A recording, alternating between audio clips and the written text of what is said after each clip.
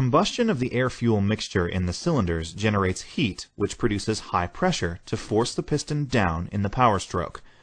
Not all of this heat can be converted into useful work on the piston, and it must be removed to prevent seizure of moving parts. This is the role of the cooling system. Most engines are liquid-cooled.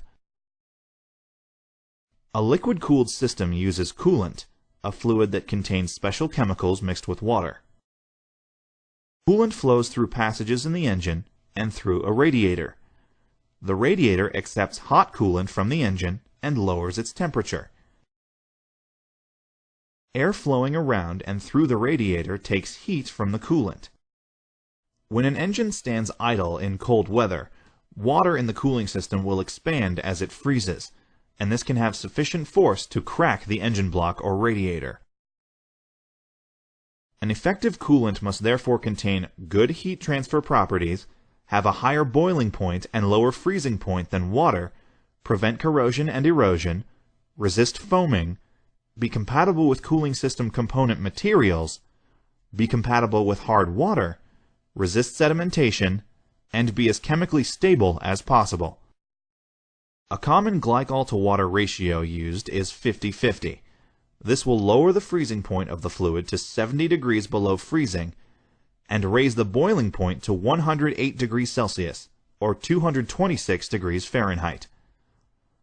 Manufacturers can recommend other specific mixture ratios, but below 33% glycol, the coolant will give inadequate freeze protection, and above 65% glycol, the mixture has inadequate heat absorption.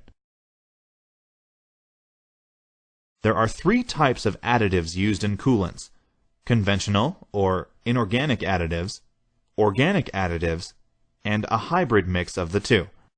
A fully formulated coolant is comprised of a careful balance of ethylene or propylene glycol with rust inhibitors, corrosion inhibitors, scale inhibitors, pH buffers for the acid-to-alkali balance, anti-foaming agents, and reserve alkalinity additives. Coolant should be changed at recommended intervals because some of the additives will age and deteriorate over time, reducing the effectiveness of the coolant.